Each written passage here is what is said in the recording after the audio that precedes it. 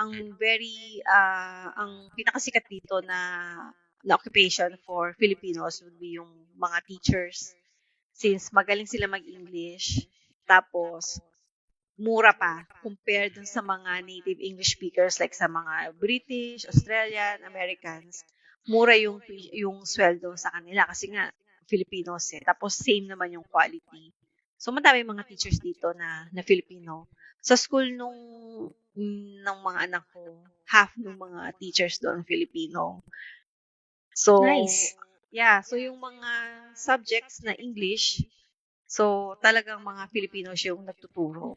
Siguro yung mga English language subjects na lang na kailangan talaga ng native na English speaker, yun na lang yung mga British and mga native English speakers. Pero kapag science, yung mga math, hindi naman kailangan ng talagang accent or yung mga Filipinos na yung kinukuha